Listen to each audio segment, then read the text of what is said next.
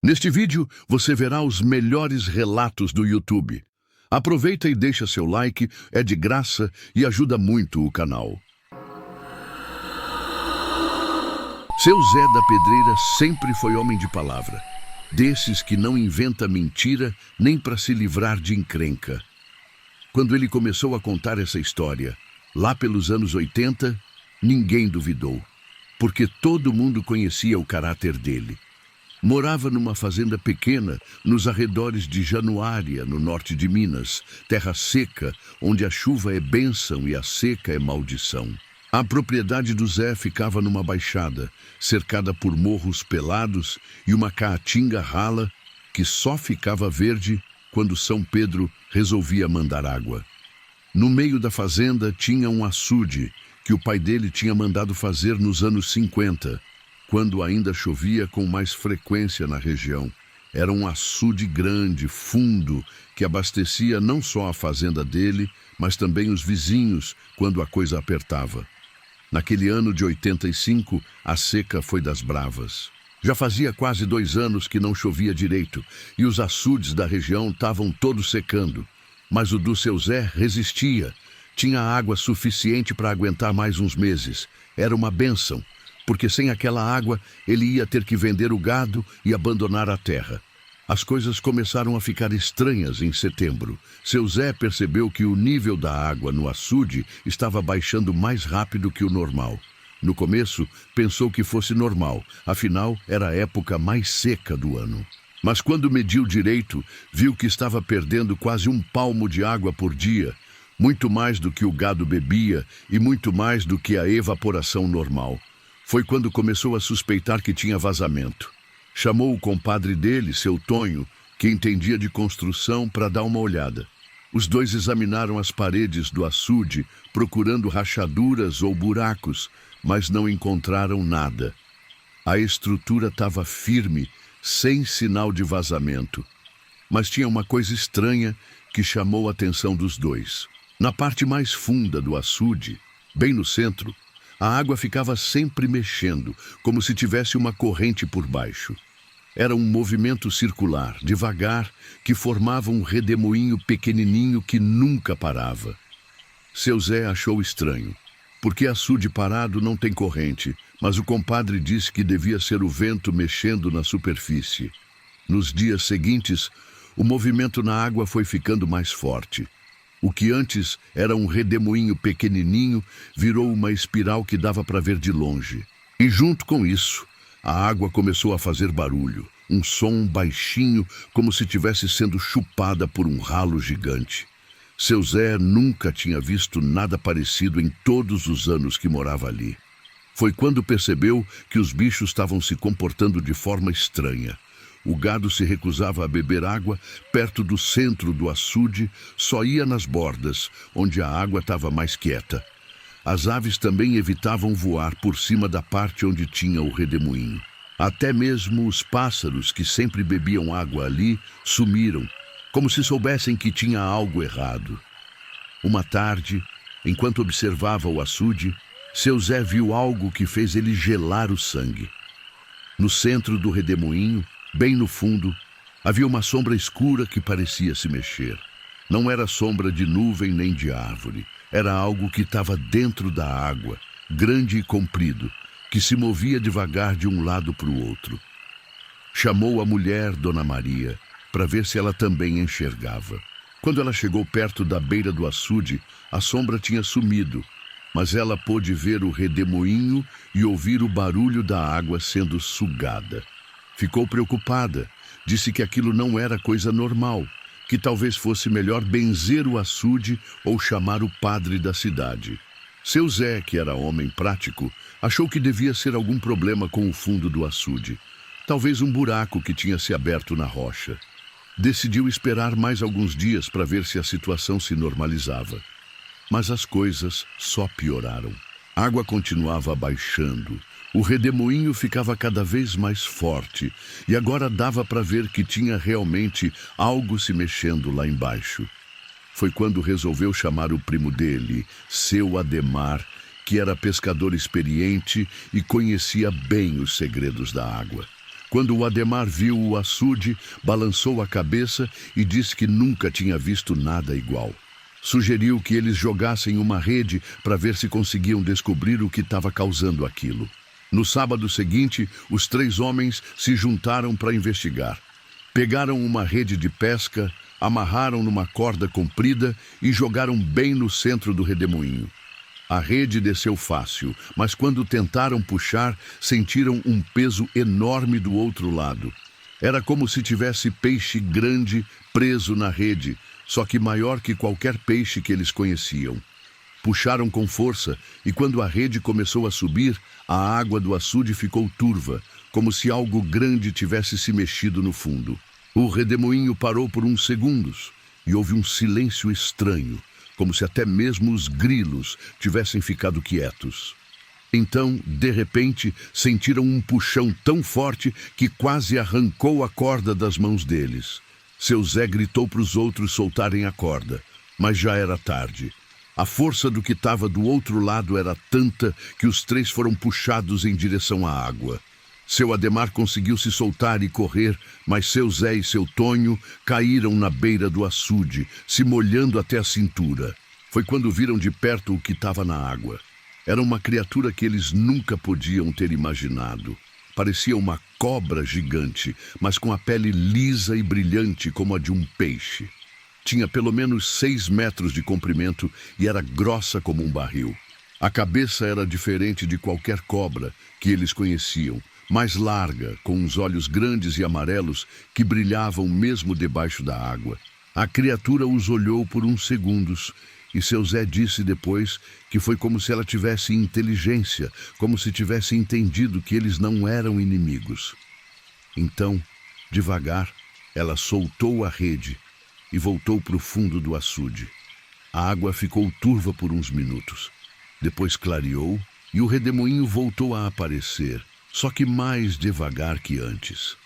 Os 3 homens saíram da água tremendo, não de frio, mas de susto. Sentaram na beira do açude, tentando entender o que tinham visto. Seu Ademar disse que conhecia histórias de cobras d'água, mas nunca imaginou que fossem tão grandes.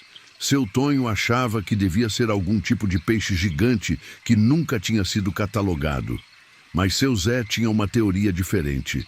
Lembrou que o pai dele sempre falava que antes de fazer o açude tinha uma nascente no local, uma fonte que os índios antigos consideravam sagrada. Quando represaram a água, pode ser que tenham acordado alguma coisa que vivia lá embaixo, nas profundezas da terra. Nos dias seguintes, a criatura se mostrou mais vezes. Sempre no final da tarde, quando o sol estava se pondo, ela subia até a superfície e ficava boiando no centro do açude. Não fazia mal a ninguém, apenas ficava ali, observando. Às vezes parecia que estava tomando sol, outras vezes que estava respirando o ar da superfície. Seu Zé percebeu que quando a criatura estava na superfície, a água parava de baixar. Era como se ela controlasse o que estava acontecendo com o açude. Começou a suspeitar que talvez ela não fosse o problema, mas sim a solução. Talvez ela tivesse vindo para proteger a água, não para fazer mal. A notícia da criatura se espalhou pela região. Vinham pessoas de longe para ver o monstro do açude, como começaram a chamar. Alguns traziam câmeras, outros traziam armas, achando que deviam matar a criatura. Mas seu Zé não deixava ninguém fazer mal ao bicho. Dizia que ela não incomodava e que talvez fosse ela que estava mantendo a água do açude. E parecia que ele estava certo. Enquanto todos os açudes da região secavam, o dele continuava com água, mesmo com a criatura lá dentro. O gado continuava bebendo nas bordas e a água continuava limpa e boa. A única diferença era que agora tinha um habitante incomum dividindo o espaço. Seu Raimundo, um velho da região que entendia de lendas e histórias antigas, veio visitar o açude e disse que aquilo não era novidade. Contou que os índios que moravam na região antes dos portugueses chegarem sempre falavam de uma grande serpente que guardava as águas subterrâneas. Diziam que ela era protetora das fontes e que aparecia quando a água estava ameaçada. Segundo seu Raimundo, a serpente d'água era um ser antigo que vivia no fundo da terra e só subia quando precisava proteger alguma nascente importante. Ela não fazia mal a quem respeitasse a água, mas podia ser perigosa para quem tentasse poluir ou destruir sua fonte. Era por isso que o açude do seu Zé não secava, mesmo com a seca terrível que castigava a região. A história ganhou outros capítulos quando começaram a aparecer relatos de pessoas que tinham visto a criatura em outros lugares. Dona Sebastiana, que morava perto do Rio São Francisco, contou que uma noite viu uma cobra gigante atravessando o rio, nadando contra a correnteza. Seu Manuel, que tinha uma fazenda rio abaixo, disse que encontrou rastros estranhos na margem, marcas como se algo muito grande tivesse se arrastado pela areia. Isso fez seu Zé pensar que talvez não fosse só uma criatura, mas várias, todas conectadas pelo sistema de águas subterrâneas da região. Talvez elas estivessem trabalhando juntas para proteger o que restava da água durante aquela seca terrível. O tempo passou e a criatura continuou morando no açude. Seu Zé se acostumou com a presença dela e até começou a achar que era sorte ter um guardião da água. Quando finalmente chegaram as chuvas no final do ano, ele percebeu que a criatura ficava mais ativa, nadando mais próximo da superfície, como se tivesse ficado feliz com a volta da água. Mas a coisa mais interessante aconteceu quando outros fazendeiros da região começaram a relatar avistamentos parecidos. Seu Joaquim, que tinha uma propriedade a uns 20 quilômetros dali, disse que tinha visto algo semelhante no açude dele.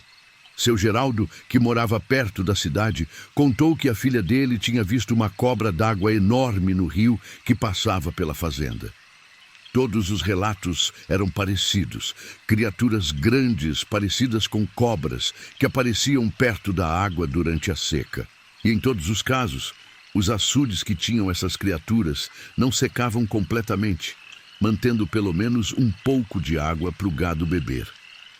Seu Zé começou a entender que talvez tivesse presenciado algo raro e especial.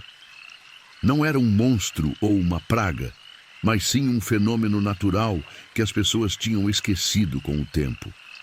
As criaturas pareciam ser parte de um sistema antigo de proteção das águas, algo que existia muito antes dos primeiros colonos chegarem à região. Ele decidiu documentar tudo o que via, escrevendo num caderno velho os horários que a criatura aparecia, o comportamento dela e as mudanças no nível da água. Com o tempo, percebeu que havia padrões.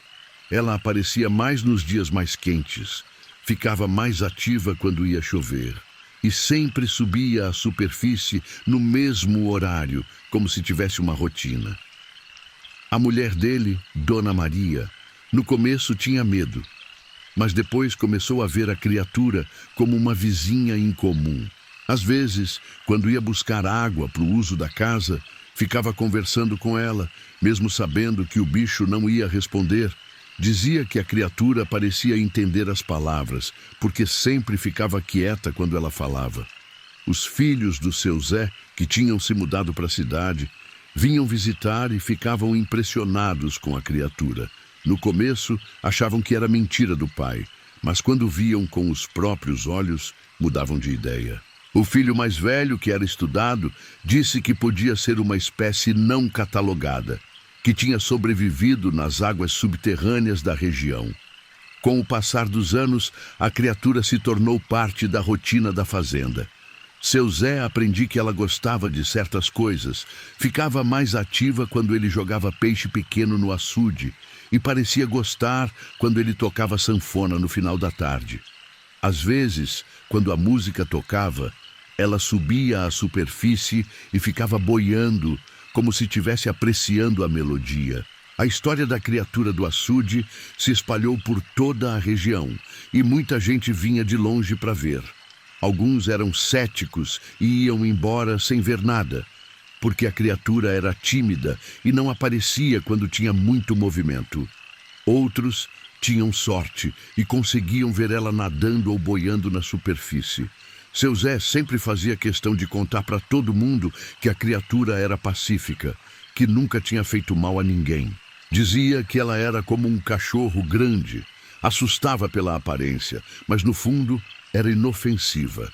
E pedia para todo mundo respeitar o bicho, não fazer barulho demais e não tentar machucá-lo. Houve uma época que vieram pesquisadores da universidade para estudar a criatura. Trouxeram equipamentos e câmeras, querendo filmar e catalogar o animal. Mas ela parecia saber quando tinha estranho por perto e se escondia no fundo do açude. Só aparecia quando eram pessoas conhecidas, que faziam parte do dia a dia da fazenda. Isso fez seu Zé pensar que a criatura tinha inteligência mesmo, que conseguia distinguir entre pessoas que eram amigas e pessoas que podiam ser perigosas. Era como se ela tivesse desenvolvido uma relação de confiança com a família dele, mas permanecia cautelosa com desconhecidos. A criatura viveu no açude por mais de 10 anos. Durante esse tempo, a fazenda do seu Zé nunca ficou sem água, mesmo durante as secas mais bravas. Ele sempre dizia que era sorte ter um guardião da água e que, enquanto tratasse bem da criatura, ela cuidaria da fonte. Mas um dia, no final dos anos 90, a criatura desapareceu.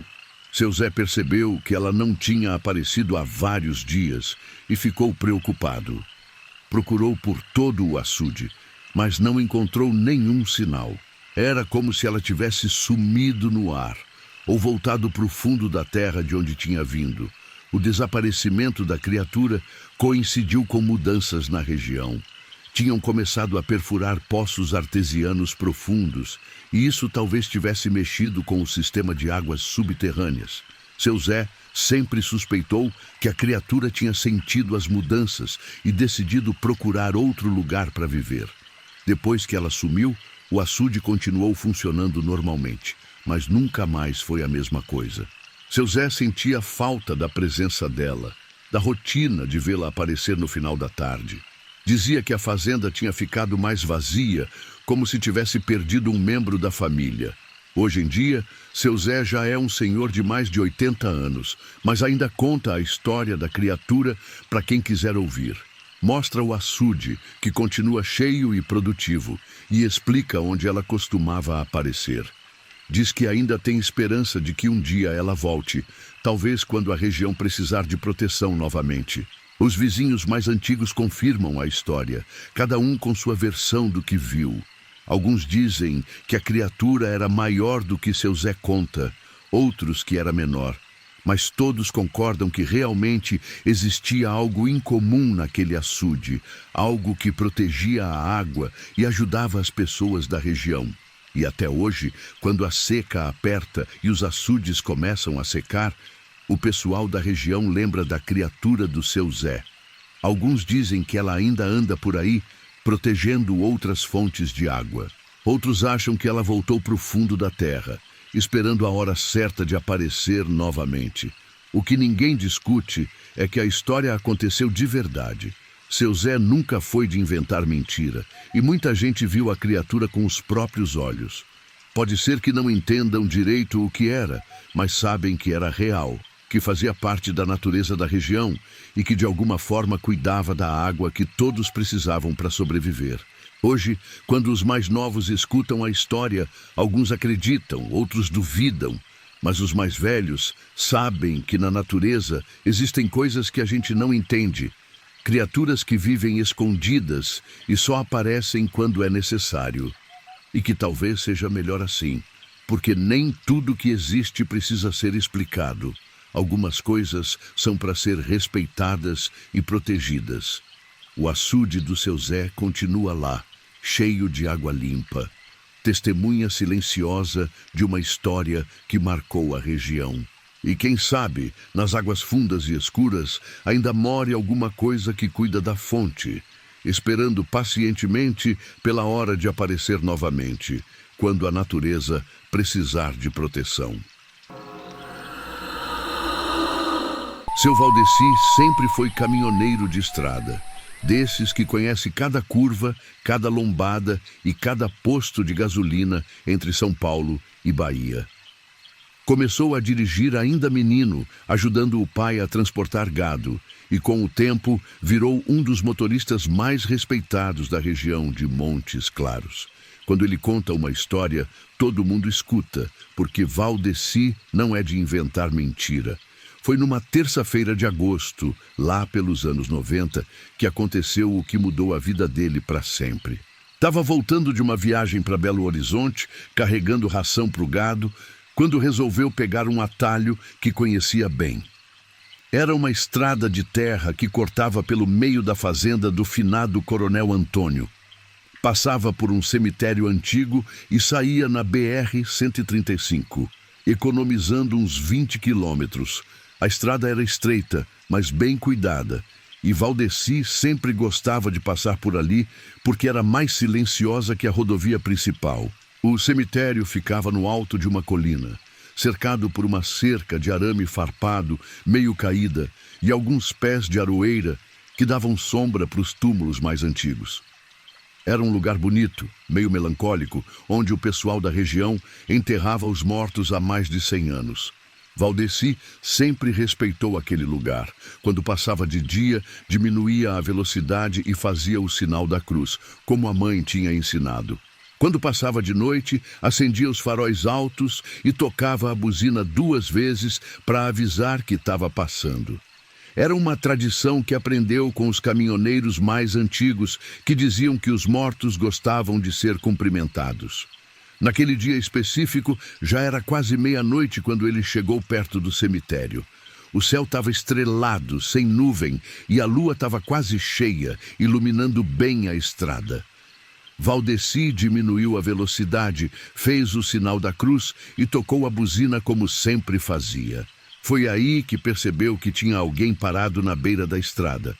Era um homem alto, magro, vestido com uma roupa escura que parecia antiga. Estava de costas para a estrada, olhando na direção do cemitério, com as mãos cruzadas nas costas. Valdeci achou estranho, porque ninguém ficava ali àquela hora da noite, mas pensou que podia ser algum parente visitando um túmulo, ou talvez alguém que estava com problema no carro.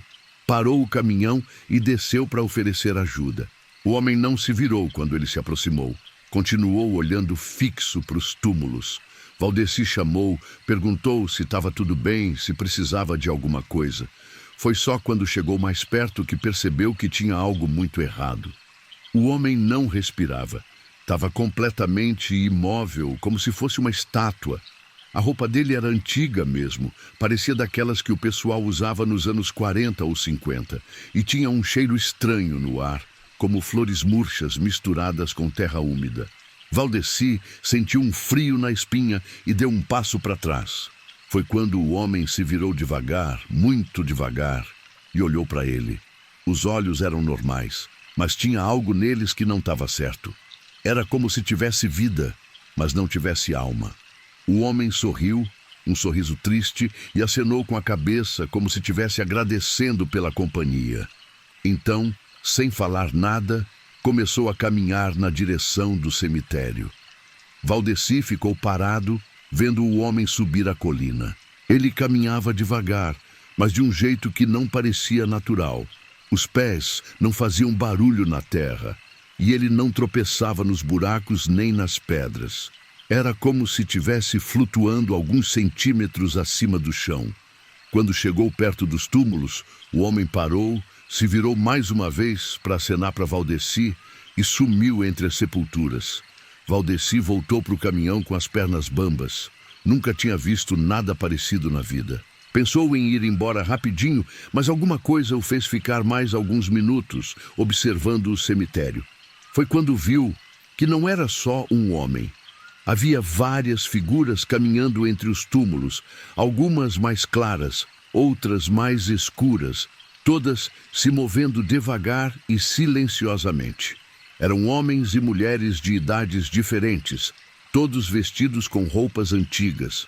Alguns usavam chapéus, outros vestidos compridos, e havia até crianças correndo entre as sepulturas. Mas nenhum deles fazia barulho, nenhum deles parecia notar os outros. Era como se cada um tivesse sua própria rotina, seu próprio caminho entre os túmulos. Valdeci ficou observando por uns 10 minutos, fascinado e apavorado ao mesmo tempo. As figuras apareciam e desapareciam, sempre perto dos túmulos, como se tivessem saído da terra e voltado para ela. Algumas ficavam paradas, em pé, ao lado de certas sepulturas. Outras se sentavam nas lápides, e havia uma mulher que parecia estar varrendo o chão com uma vassoura invisível. Quando finalmente decidiu ir embora, Valdeci ligou o caminhão e acelerou devagar, para não fazer barulho.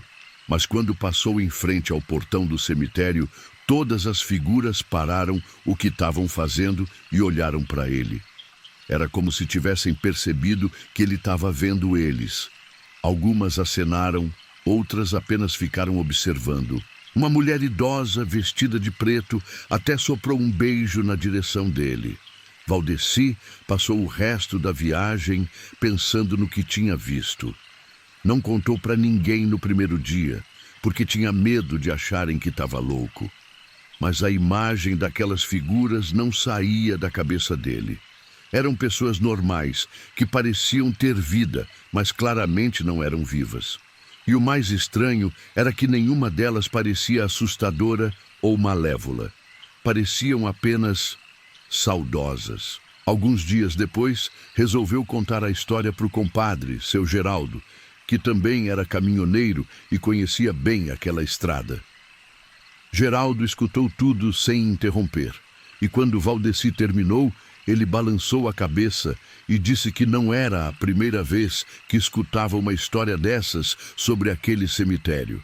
Seu Geraldo contou que outros motoristas já tinham relatado coisas parecidas, sempre de madrugada, sempre na mesma época do ano, entre julho e setembro. Alguns viam figuras caminhando, outros escutavam vozes ou música vinda dos túmulos. Havia até quem dizia que às vezes aparecia uma festa completa no cemitério, com gente dançando e conversando, mas tudo em silêncio. Isso fez Valdeci ficar curioso. Decidiu pesquisar um pouco sobre a história do cemitério. Descobriu que tinha sido fundado em 1890 e que ali estavam enterradas várias gerações de famílias da região. Havia fazendeiros, comerciantes, trabalhadores rurais e até algumas pessoas que tinham morrido na Guerra do Paraguai. Era um lugar cheio de história, onde descansavam os corpos de quem tinha construído aquela região. Valdeci também soube que o cemitério tinha uma particularidade. Muitos dos que estavam enterrados ali tinham morrido longe de casa. Eram pessoas que tinham saído da região para trabalhar em outras cidades, ou que tinham se mudado para longe da família, mas pediram para serem enterradas na terra onde nasceram. Talvez fosse por isso que as almas ficavam inquietas, tentando reviver os tempos em que viviam ali. Uma coisa que chamou a atenção foi que várias pessoas da cidade confirmaram que sempre escutavam histórias sobre o cemitério. Dona Sebastiana, que morava numa casa próxima, contou que às vezes escutava música vinda de lá, sempre nas noites de lua cheia. Seu Joaquim, que tinha uma fazenda do outro lado da colina, disse que os cachorros dele sempre latiam na direção do cemitério durante a madrugada, mas paravam de repente, como se tivessem reconhecido alguém conhecido. Valdeci ficou sabendo também que havia uma lenda sobre uma mulher de branco que aparecia no cemitério. Diziam que era Dona Florinda, que tinha morrido nos anos 50, esperando o marido voltar da guerra. Ela teria ficado vagando entre os túmulos, procurando por ele, e às vezes era vista sentada na própria sepultura, olhando para a estrada como se estivesse esperando alguém chegar. Movido pela curiosidade, Valdeci decidiu voltar ao cemitério durante o dia para conhecer melhor o lugar. Foi numa tarde de sábado, quando o sol ainda estava alto. O cemitério de dia era bem diferente do que tinha visto à noite. Era um lugar tranquilo, bem cuidado, com flores nas sepulturas e algumas pessoas fazendo manutenção nos túmulos. Ele caminhou entre as sepulturas, lendo os nomes e as datas. Havia túmulos muito antigos, com inscrições quase apagadas pelo tempo, e outros mais novos. Alguns tinham fotos dos mortos, e Valdeci ficou impressionado porque reconheceu algumas das faces que tinha visto naquela noite. Não eram rostos iguais, mas parecidos, como se fossem parentes. Numa das sepulturas, encontrou o nome de Coronel Antônio Silva, o dono da fazenda onde passava a estrada. Tinha morrido em 1965 e a sepultura estava bem cuidada, com flores frescas. Valdeci lembrou que uma das figuras que tinha visto usava roupa que parecia de fazendeiro rico e se perguntou se não teria sido o próprio coronel visitando o próprio túmulo. Conversou com o coveiro, seu Benedito, que trabalhava no cemitério há mais de 30 anos. Benedito confirmou que sempre escutava histórias sobre aparições, especialmente durante os meses de inverno. Disse que nunca tinha visto nada pessoalmente, mas que respeitava os mortos e sempre tratava o lugar com carinho. Contou também que às vezes encontrava flores frescas em túmulos que ninguém visitava, como se alguém tivesse colocado durante a noite. Seu Benedito também falou sobre alguns túmulos específicos que pareciam mais ativos que outros. Havia o túmulo de uma criança que tinha morrido de febre amarela nos anos 20 e às vezes escutava-se choro de criança vindo dali. Tinha também a sepultura de um músico que tocava sanfona e algumas pessoas diziam que às vezes escutavam música vinda daquele canto do cemitério. Valdeci ficou fascinado com essas histórias. Decidiu que ia voltar outras vezes para observar, mas sempre com respeito e sem perturbar ninguém. Nos meses seguintes, sempre que passava por ali de madrugada, parava alguns minutos para ver se acontecia alguma coisa. Nem sempre via as figuras, mas quando via, sempre tinha a mesma sensação de que eram pessoas normais, apenas vivendo uma rotina diferente. Com o tempo, Valdeci começou a reconhecer algumas das figuras. Havia um homem baixo, de bigode, que sempre aparecia perto de um túmulo específico e ficava ali parado, como se estivesse conversando com alguém. Tinha uma mulher jovem, de vestido azul, que caminhava entre as sepulturas como se estivesse procurando alguma coisa. E havia as crianças que corriam e brincavam como se o cemitério fosse um parque. Uma noite, Valdeci decidiu ser mais corajoso. Desceu do caminhão e caminhou até o portão do cemitério. As figuras notaram sua presença, mas não pareceram assustadas. Algumas até se aproximaram, como se tivessem curiosidade sobre o visitante vivo. Valdeci ficou parado ali, observando, e teve a sensação de que estava sendo aceito naquele mundo estranho. Foi quando aconteceu algo que ele nunca ia esquecer. A mulher de vestido azul se aproximou dele e fez um gesto com a mão, como se estivesse chamando ele para entrar. Valdeci hesitou, mas alguma coisa o fez dar alguns passos para dentro do cemitério.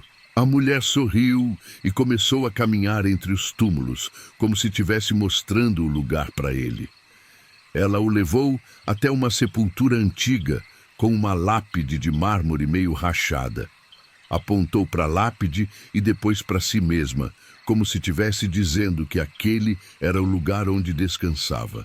Valdeci leu o nome: Maria Aparecida Santos, morta em 1943, aos 23 anos. A mulher era jovem mesmo, tinha morrido na flor da idade, e talvez por isso ainda tivesse energia para andar pelo cemitério. Outros espíritos se aproximaram, todos querendo mostrar suas sepulturas, contar suas histórias através de gestos e olhares. Valdeci percebeu que eles não eram assombração no sentido ruim da palavra. Eram apenas pessoas que tinham morrido, mas ainda tinham ligação com aquele lugar. Talvez fosse saudade, talvez fosse amor pela terra onde tinham vivido. Valdeci passou quase 1 hora no cemitério naquela noite, caminhando entre os túmulos, observando aquelas almas que pareciam ter encontrado uma forma de continuar existindo. Quando decidiu ir embora, todos se despediram dele, acenando como se fossem velhos amigos. A mulher de vestido azul até acompanhou ele até o portão, como se estivesse fazendo as honras da casa. A partir daquele dia, Valdeci nunca mais teve medo de passar pelo cemitério. Sempre parava quando podia, sempre cumprimentava as figuras quando elas apareciam. Tornou-se uma rotina, uma tradição, e com o tempo percebeu que as aparições eram mais frequentes quando ele parava para visitar. Era como se elas tivessem aprendido a confiar nele. Valdeci começou a levar flores para o cemitério, colocando nos túmulos que pareciam mais abandonados. Não sabia se os espíritos podiam ver as flores, mas achava que era uma forma de mostrar respeito. E, curiosamente, sempre que colocava flores num túmulo, a figura daquele túmulo aparecia na noite seguinte, como se estivesse agradecendo pelo gesto. A história de Valdeci se espalhou entre os caminhoneiros da região. Alguns achavam que ele estava ficando maluco, outros ficavam curiosos e queriam ver também. Mas quando tentavam parar no cemitério, raramente viam alguma coisa. Parecia que os espíritos eram seletivos, que só apareciam para quem eles aprovavam. Seu Geraldo tentou algumas vezes, mas só conseguiu ver vultos rápidos, nada claro como Valdeci descrevia. Seu Joaquim, outro caminhoneiro da região, parou uma vez e disse que sentiu uma presença forte, mas não viu nada. Isso fez Valdeci pensar que talvez ele tivesse alguma sensibilidade especial, ou que por algum motivo os espíritos tinham escolhido ele para ser a ponte entre os dois mundos. Com o passar dos anos, Valdeci se tornou uma espécie de guardião informal do cemitério. Sempre que passava por ali, verificava se estava tudo em ordem, se não tinha vandalismo ou descuido.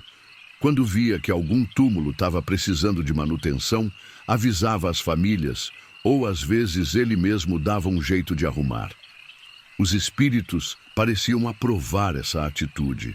Valdeci notou que quando ele cuidava bem do cemitério, as aparições eram mais frequentes e mais nítidas.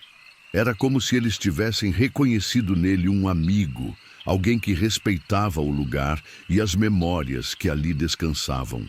Uma das experiências mais marcantes aconteceu numa noite de setembro, quando Valdeci viu uma cena que parecia ser uma festa de casamento. Havia várias figuras vestidas com roupas de domingo, todas reunidas em volta de um túmulo específico. Algumas dançavam, outras conversavam, e havia até uma que parecia estar tocando música, embora não se escutasse som algum. Valdeci descobriu depois que naquele túmulo estava enterrada uma mulher que tinha morrido no dia do próprio casamento em 1952. Talvez os espíritos tivessem se reunido para celebrar a união que nunca aconteceu em vida. Ou talvez fosse apenas uma lembrança que se repetia de tempos em tempos. Seja como for, foi uma das cenas mais bonitas que ele já tinha presenciado. Hoje, Valdeci já não dirige caminhão com tanta frequência, mas sempre que pode, passa pelo cemitério da estrada. Diz que é para matar a saudade dos amigos que fez por lá. Nem sempre vê as figuras, porque elas parecem aparecer quando querem, mas sempre sente a presença delas, como se estivessem ali perto, observando e cuidando do lugar. A história de Valdeci já foi contada para muita gente, e sempre tem alguém que confirma que já viu coisas estranhas naquele cemitério. Não são histórias de terror, são histórias de saudade, de amor pela terra, de pessoas que morreram, mas não conseguiram se desligar completamente do mundo dos vivos. O cemitério continua lá, no alto da colina, cercado pelas aroeiras e pela cerca de arame. Durante o dia, é um lugar tranquilo, onde as famílias vão visitar os entes queridos. Mas de madrugada, especialmente nas noites de lua cheia, ainda acontecem coisas que nem todo mundo consegue ver ou entender. Valdeci sempre diz que não tem medo dos mortos, porque eles são mais educados que muitos vivos. Nunca fizeram mal a ninguém, nunca assustaram quem chegava com respeito.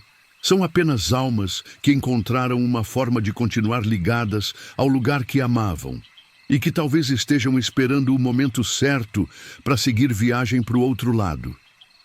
E quando perguntam se ele recomenda que outras pessoas visitem o cemitério, Valdeci sempre responde que cada um tem sua hora e seu jeito de lidar com essas coisas.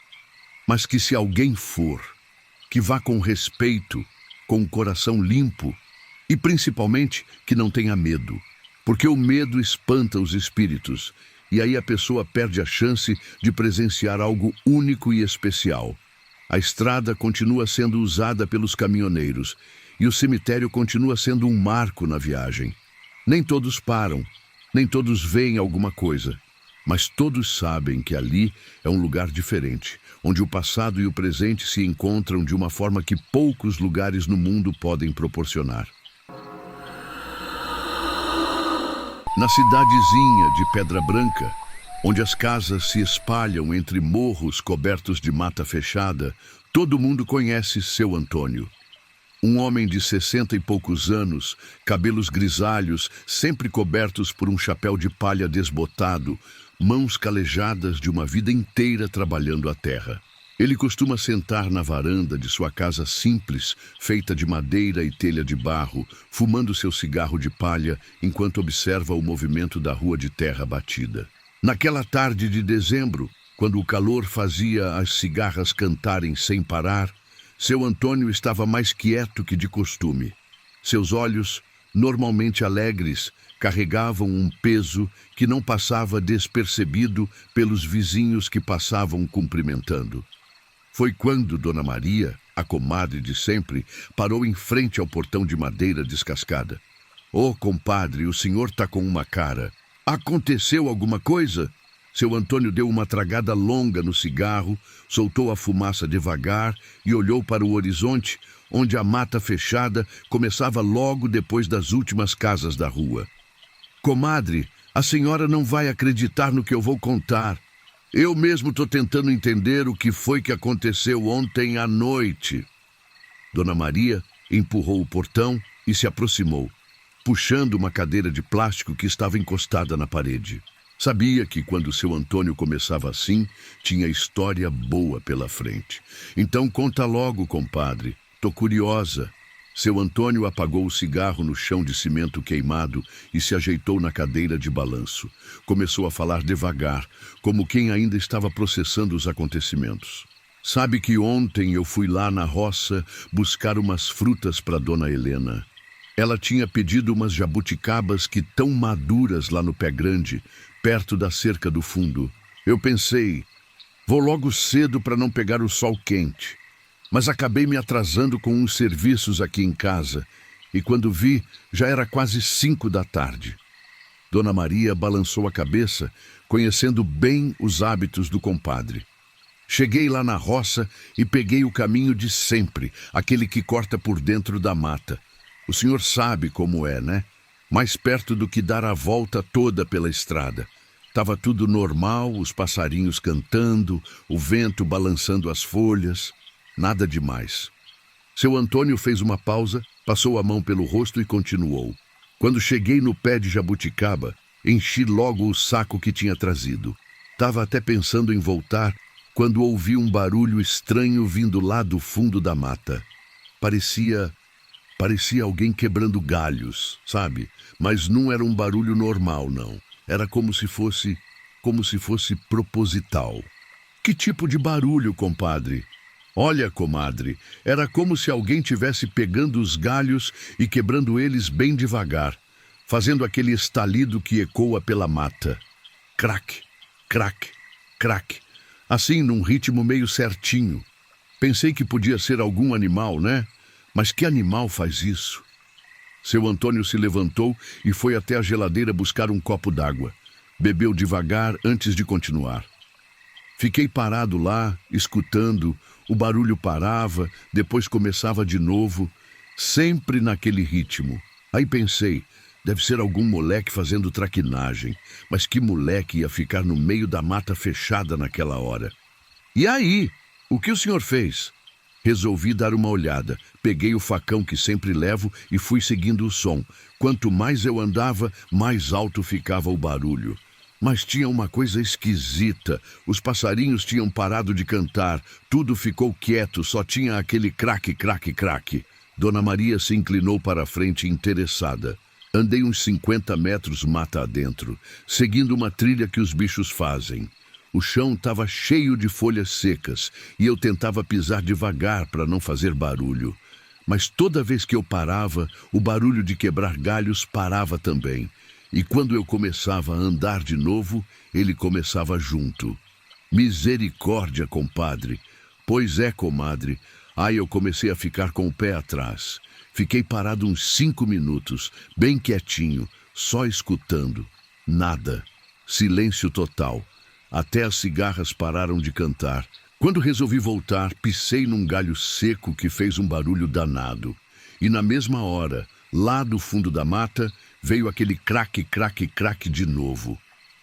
Seu Antônio pegou o chapéu e colocou na cabeça, como se estivesse se preparando para a parte mais difícil da história. Comadre, eu já tenho 62 anos. Já vi muita coisa nessa vida. Mas o que aconteceu depois, isso eu nunca tinha visto antes. Que foi, compadre? Fala logo. Comecei a voltar para casa, mas o barulho continuava. Só que agora parecia que estava me seguindo. Eu andava, eu parava, ele parava. Resolvi acelerar o passo e o barulho também acelerou. Craque, craque, craque, craque. Seu Antônio fez uma pausa, olhou para a mata ao longe e balançou a cabeça. Quando cheguei na beira da mata, já estava quase escuro. Olhei para trás e vi uma coisa que eu nunca vou esquecer. Entre as árvores, tinha uma sombra comprida, mais alta que qualquer homem que eu já vi. Parecia que estava em pé, mas meio curvada, como se estivesse olhando para mim. Que sombra era essa, compadre? Não sei dizer, comadre. Era escura, muito escura. Parecia que era feita da própria mata, sabe? Como se as sombras das árvores tivessem se juntado para formar aquela coisa. E os braços? Os braços eram compridos demais, chegavam quase no chão. Dona Maria se benzeu discretamente. Fiquei parado ali olhando. Não conseguia mexer as pernas. Era como se tivesse grudado no chão. E a sombra também ficou parada, me olhando. Não sei quanto tempo ficamos assim, uns olhando para o outro. E depois, comadre, a coisa mais estranha. A sombra começou a se mexer. Mas não andando, não. Era como se tivesse deslizando entre as árvores. Não fazia barulho nenhum, só deslizava. E ia ficando cada vez mais perto. Seu Antônio se levantou e foi até a janela, olhando para o mato. Foi aí que eu consegui mexer as pernas. Corri igual um desesperado. Deixei até o saco de jabuticaba para trás. Corri pela estrada sem olhar para trás, até chegar aqui em casa. Quando cheguei, estava suando frio, o coração batendo que nem um tambor. Mas o que era aquilo, compadre? Comadre, eu não sei. Nunca vi nada igual. Mas tem uma coisa que eu esqueci de contar. Seu Antônio voltou para a cadeira e se sentou, as mãos tremendo ligeiramente. Quando cheguei em casa, fui tomar um banho e dormir. Mas não consegui dormir direito. Toda hora acordava com pesadelos e sempre que acordava tinha a impressão de que tinha alguém do lado de fora da casa. Jesus! Pois é, levantei umas 3 vezes para olhar pela janela.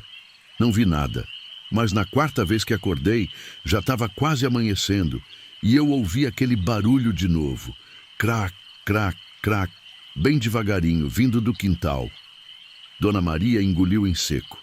Peguei a lanterna e o facão e fui ver o que era. Abri a porta da cozinha devagarinho e dei uma olhada. No começo não vi nada, mas quando acendi a lanterna, seu Antônio fez uma pausa longa, como se estivesse revivendo o momento. Comadre, no quintal perto da cerca tinha pegadas. Mas não eram pegadas de gente comum, não. Eram compridas, muito compridas. E fundas, como se o que tivesse feito elas fosse muito pesado. Que tamanho tinham as pegadas, compadre? Umas 3 vezes o tamanho do meu pé. E era esquisito, porque não parecia ter dedos direito. Era como se fosse uma marca comprida, meio oval, sabe? Seu Antônio se levantou e foi buscar uma régua na gaveta da cozinha. Comadre, meu pé tem uns 26 centímetros. Aquelas pegadas tinham uns 80 centímetros de comprido e de largura uns 30 centímetros. Misericórdia! E tem mais, comadre. As pegadas começavam na cerca do fundo, onde tem a mata, e vinham até aqui perto da casa. Ficavam em volta da casa, como se a coisa tivesse dado uma volta completa. Dona Maria olhou para o quintal, imaginando as pegadas enormes. Seguia as pegadas com a lanterna. Elas saíam do quintal e iam pela rua, descendo em direção à mata. Mas tinha uma coisa estranha. As pegadas não eram sempre no mesmo ritmo.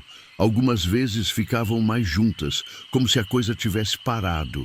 E em alguns lugares tinha aquelas marcas compridas, como se ela tivesse arrastado os pés. Compadre, isso tá me dando arrepio. Pois é, comadre, eu também fiquei com muito medo. Voltei para casa e tranquei todas as portas e janelas. Fiquei acordado até o sol nascer, com o facão na mão. Seu Antônio voltou a se sentar, olhando para as próprias mãos. Quando amanheceu, fui lá no quintal ver se as pegadas ainda estavam lá. Tavam, sim, bem marcadas na terra. Até chamei o vizinho, seu João, para ver. Ele ficou branco igual um pano. E o que seu João falou? Ele disse que nunca tinha visto nada igual. Falou que parecia pegada de bicho, mas que bicho deixa pegada desse tamanho? Ele sugeriu que eu chamasse o delegado, mas eu fiquei com vergonha. Quem ia acreditar numa história dessas? Dona Maria balançou a cabeça, compreendendo. Mas, compadre, e as pegadas ainda estão lá? Ah, comadre, é aí que fica mais estranho ainda. Durante o dia, eu fiquei vigiando o quintal. As pegadas estavam lá, bem claras. Mas quando chegou a tarde, começou a ventar forte e veio uma chuva grossa. Pensei, pronto, agora as pegadas vão sumir. E sumiram? Não, comadre. Isso é que é o mais esquisito. A chuva lavou tudo, deixou o quintal liso, mas as pegadas continuaram lá, como se tivessem sido feitas depois da chuva. Seu Antônio se levantou e foi até a porta da cozinha, apontando para o quintal. Vem cá, comadre, dá uma olhada. Dona Maria seguiu o compadre até o quintal. Lá, na terra molhada, as pegadas estavam marcadas com uma nitidez impressionante. Eram exatamente como seu Antônio havia descrito, compridas, ovais, muito fundas. Meu Deus do céu, que coisa é essa, compadre? Eu não sei, comadre, mas tem mais uma coisa que eu não contei ainda. Voltaram para a varanda e seu Antônio continuou seu relato. Ontem à noite eu resolvi não dormir. Fiquei na cozinha, sentado numa cadeira, olhando pela janela. Queria ver se aquela coisa ia voltar. Deixei todas as luzes apagadas, só ficou a luz da rua. E voltou? Umas 2 horas da madrugada, eu ouvi aquele barulho de novo. Crac, crac, crac. Vinha da mata, se aproximando. Olhei pela janela e vi uma sombra se movendo entre as árvores lá do fundo do quintal. Seu Antônio pegou o cigarro e acendeu, as mãos tremendo ligeiramente. A sombra parou na cerca do fundo e ficou lá, parada. Eu não conseguia ver direito, mas parecia que estava olhando para casa. Fiquei ali, quietinho, só observando. Quanto tempo ela ficou lá? Uns 15 minutos, comadre. 15 minutos que pareceram uma eternidade. Depois, ela começou a se mexer de novo, mas dessa vez não veio para o quintal. Ela foi andando pela cerca, sempre do lado de fora, como se estivesse contornando o terreno. Mas o que ela queria, compadre? Essa é a pergunta que não quer calar, comadre. Eu não faço ideia, mas tem uma coisa que eu reparei. Toda vez que ela se mexia, as folhas das árvores tremiam, mesmo sem vento. E os cachorros da vizinhança ficaram loucos, latindo sem parar. Seu Antônio deu uma tragada longa no cigarro. Depois de um tempo, ela sumiu. Simplesmente sumiu. Não vi ela indo embora. Não vi nada. Numa hora estava lá, na outra não estava mais. E aí? Aí eu esperei até amanhecer. Quando clareou, fui lá ver se tinha pegadas novas. Tinha, sim, mas só do lado de fora da cerca. como se ela tivesse ficado ali, dando voltas no terreno. Dona Maria se benzeu novamente. Compadre, o senhor acha que é alguma coisa sobrenatural? Comadre, eu não sei o que pensar. Meu avô sempre contava histórias de coisas que ele via na mata. Mas eu nunca acreditei muito. Achava que era coisa da imaginação dele. Mas agora... Seu Antônio parou para pensar um pouco, como se lembrasse de algo importante. Sabe, comadre, tem uma coisa que eu não tinha contado ainda.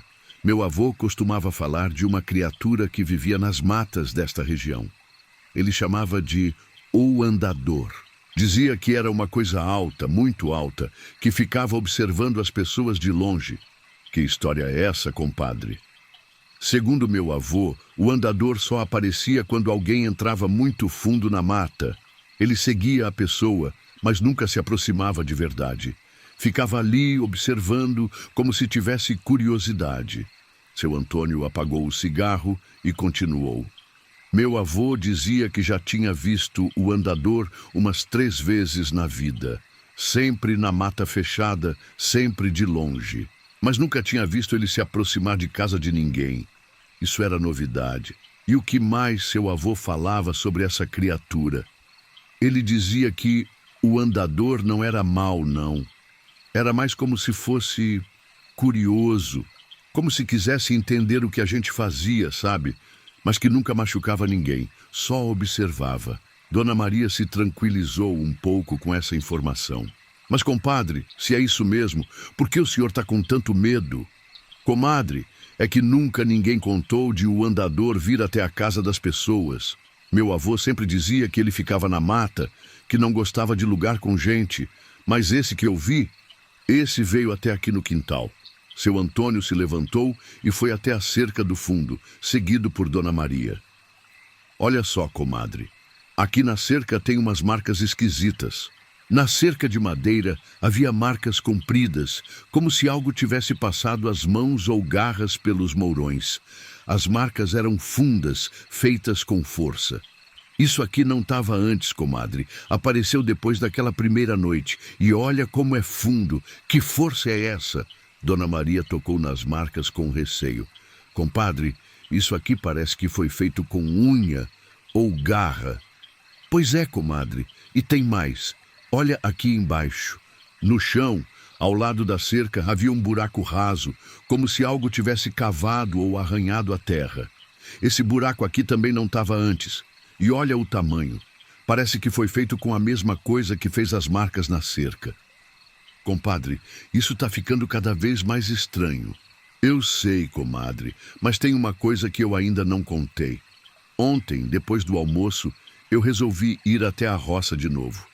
Queria ver se encontrava o saco de jabuticaba que deixei lá e também queria ver se tinha mais alguma coisa estranha. E teve coragem de ir lá? Tive, comadre, mas fui de dia, com bastante gente passando na estrada. Levei o facão e uma lanterna só por garantia. Seu Antônio voltou para a varanda e Dona Maria o seguiu. Quando cheguei lá na roça, achei o saco de jabuticaba. Estava no mesmo lugar onde eu deixei. Mas as frutas estavam todas estragadas, como se tivessem ficado lá por semanas, não por 2 dias. Que esquisito, compadre. Pois é, e tinha mais uma coisa. A trilha que eu tinha feito para entrar na mata, aquela que eu segui o barulho dos galhos quebrando, ela estava diferente. Diferente como? Comadre, parecia que alguém tinha alargado a trilha. Os galhos que eu tinha quebrado para passar estavam todos arrancados, jogados para o lado. E a trilha ia muito mais fundo na mata do que eu tinha ido. Seu Antônio fez uma pausa e olhou para Dona Maria. Resolvi seguir a trilha, só para ver onde ela ia dar. Andei uns 200 metros, sempre com cuidado. E aí, eu vi uma coisa que me deixou mais assustado ainda. O que foi, compadre? Numa clareira, no meio da mata, tinha uma árvore grande, um jequitibá velho. E em volta dessa árvore, comadre, tinha um círculo de pegadas. Dezenas de pegadas, todas iguais às que eu tinha visto no meu quintal. Misericórdia! Eram pegadas velhas, comadre, algumas já meio apagadas pela chuva, outras mais novas, como se aquela criatura fosse naquele lugar há muito tempo, sempre andando em volta da árvore. Seu Antônio se levantou e foi buscar outro copo d'água. E tem mais, comadre. Na árvore tinha marcas, marcas compridas, como se alguém tivesse passado as unhas no tronco. E eram marcas altas, muito altas. Mais altas do que eu conseguiria alcançar. Que altura, compadre? Umas marcas começavam a uns 3 metros do chão, comadre, e iam até quase 4 metros de altura. Que coisa consegue fazer isso? Dona Maria estava cada vez mais impressionada. Fiquei ali uns 10 minutos olhando tudo, e aí eu reparei numa coisa. No chão, perto da árvore, tinha uns ossos. Ossos de quê, compadre? Parecia ossos de bichos, comadre. Tinha uns que pareciam ser de veado, outros de tatu, alguns menores que não deu para identificar. Mas estavam todos limpos, sem carne, como se fossem muito antigos. Seu Antônio voltou a se sentar. E todos os ossos estavam arrumados em volta da árvore, como se alguém tivesse colocado eles lá de propósito. Não estava espalhado, não, estava organizado. Organizado como? Em fileiras, comadre, 2 fileiras de ossos formando um círculo em volta da árvore. E no meio do círculo, bem perto do tronco, tinha uma marca na terra. Uma marca redonda, como se alguma coisa pesada tivesse ficado ali por muito tempo. Que marca era essa? Era como se fosse uma pegada gigante, comadre, mas redonda, não comprida como as outras. E era funda, muito funda.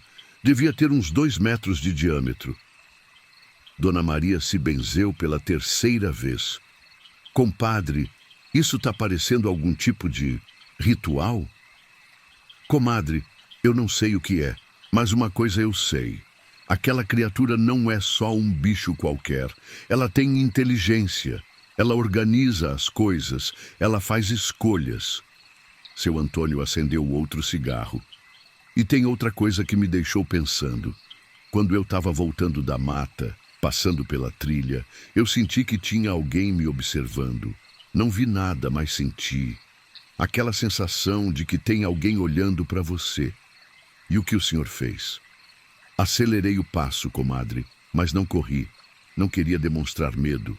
Saí da mata devagar, sempre olhando para os lados. E quando cheguei na beira da mata, olhei para trás. Viu alguma coisa? Vi, comadre. Lá no fundo da trilha, entre as árvores, tinha uma sombra. A mesma sombra que eu já tinha visto antes. Ela estava parada, me observando. Seu Antônio deu uma tragada longa no cigarro.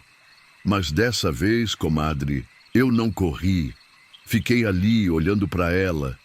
E ela ficou olhando para mim. Ficamos assim uns 5 minutos, um olhando para o outro. E depois...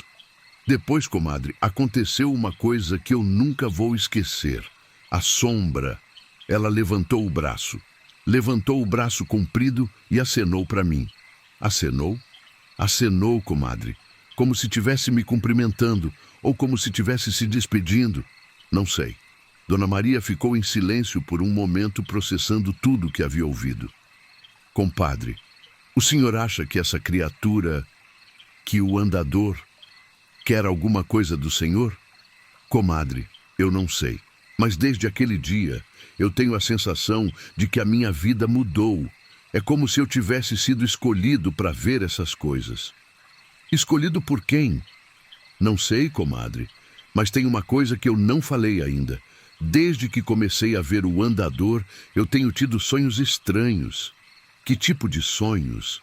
Sonhos com a mata, comadre. Sonhos onde eu estou andando pela mata e ela vai ficando cada vez mais funda. E sempre tem alguém caminhando na minha frente, me guiando. Quem é que está guiando? Não consigo ver direito, comadre. É uma figura alta, sempre um pouco na frente. Mas eu sei que é o andador. E nos sonhos eu não tenho medo. É como se ele estivesse me chamando para algum lugar. Seu Antônio apagou o cigarro e olhou para o horizonte. Comadre, eu estou pensando em seguir o andador. Nos sonhos, parece que ele quer me mostrar alguma coisa. Compadre, não faz isso. Pode ser perigoso. Comadre, eu já tenho 62 anos, já vivi minha vida. E se o andador quisesse me fazer mal, já teria feito, não acha? Dona Maria ficou preocupada. Compadre, promete que não vai fazer nada sozinho. Se for atrás dessa criatura, chama alguém para ir junto. Eu prometo, comadre, mas tem uma coisa que eu preciso saber. Preciso entender o que o andador quer. O sol já estava se pondo e as primeiras sombras da noite começavam a aparecer. Dona Maria se levantou, sabendo que era hora de ir embora. Compadre, eu preciso ir. Mas promete que vai ter cuidado e se acontecer alguma coisa, grita que eu venho correndo. Pode deixar, comadre. Obrigado por ter escutado minha história. Depois que Dona Maria saiu, seu Antônio ficou sozinho na varanda. O céu estava ficando escuro e ele sabia que logo o andador apareceria novamente. Mas dessa vez, ele não sentia medo, sentia curiosidade. O que o andador queria lhe mostrar? Que segredos a mata guardava? E por que ele havia sido escolhido para testemunhar essas coisas? Seu Antônio se levantou, pegou a lanterna e o facão e se dirigiu para a porta da cozinha.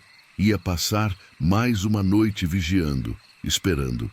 Mas agora, ao invés de esperar com medo, ele esperava com expectativa.